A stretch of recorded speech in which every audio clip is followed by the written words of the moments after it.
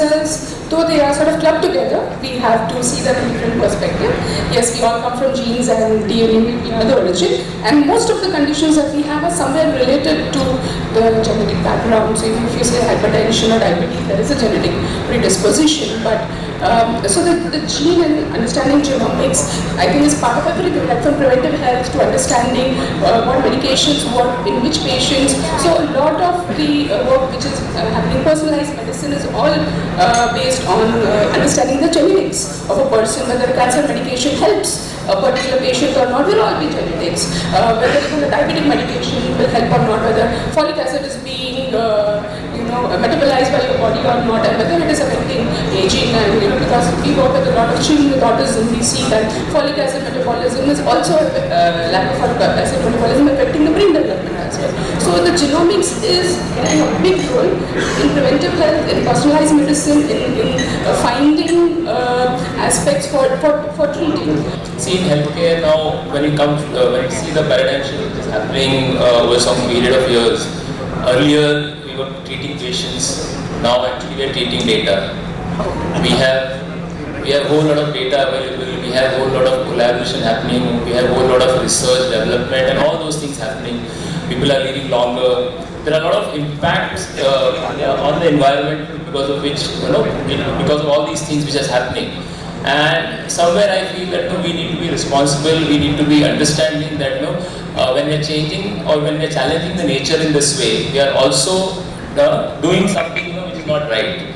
So for us, we need to be in future, or for that matter, when you're talking about sustainability, or it's a buzzword now, which is called as ESG. So environment, social, and governance. So we need to be very, very mindful of it, being doctors, being hospital, being healthcare providers here. So my subject is very different and it's very focused on oncology. And when it comes to cancer, the first thing I want to bring it to the group out here is that it's not the disease of classes, it's the disease of masses. And even the poor as the rich and the mediocre today in the country, everybody is suffering from cancer.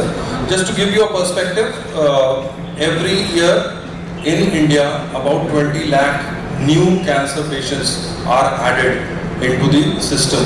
And with so many patients already existing, the burden of disease is huge, humongous. Going forward, there are two things which are going to matter in the oncology space.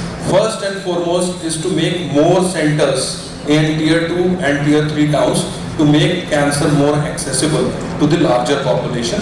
And two is how to reduce the cost. I'm thankful to the government of India and the government of Maharashtra in particular now with the schemes which are available wherein they are trying to get universal health care. Regarding patient-centric care, initially when we were a child, we used to go to the doctors and doctors will dictate the treatment part.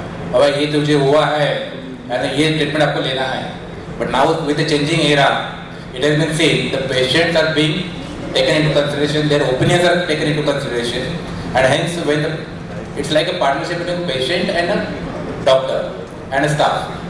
So what happens, whenever we're taking the treatment part into consideration, it is always seen the patient is being asked, these are the treatment protocols which are available. Family is also taken into consideration, and their socio-economic status is also taken into consideration before deciding the treatment part. Hence, the patient side, now it's only patient-centric. You have to consider the patient first, and then you have to discuss this treatment plans with the patient, and we go ahead. Before we go into infrastructure and technology and development, most important factor which we consider is the prevention. Deepak sir hai yahan pe. Indian economy, no economy can take a burden of kind of a diseases or kind of a things which is cancer, diabetes or hypertension coming up without taking care of prevention. If you don't identify diseases early, no economy can sustain the burden of diseases which we are having today.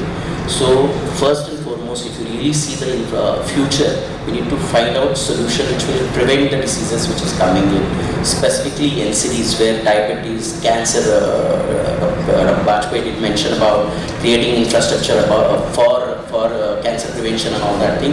It can only lead, and we can do that with the support of infrastructure and technology. If you really want to scale up and prevent the disease in future, definitely required support from government to do this program scalable, and that is where infrastructure will help us to reach at every mile, and we will prevent the diseases early. one thing which you think is going to be mattering the most when we talk about future of healthcare? Developing infrastructure, creating the access, early access, AI, which is technology, and last and not least, we have not discussed much, is creating a skilled manpower, be it be doctors, be it be nursing, be it be paramedical. The biggest challenge today, and I'm sure everybody has a data accessible, we are the poorest country when it comes to the per thousand beds and per thousand doctors. So I think that is Prevention is always better than cure. So to lower the burden, get a preventive health checkup done, so that you can diagnose disease early and be healthy in your life. For our country, the one thing which we require is health tech and artificial intelligence. If we want to preempt disease in 2030 and 2040 and we want to take corrective action now, it is only through artificial intelligence and technology.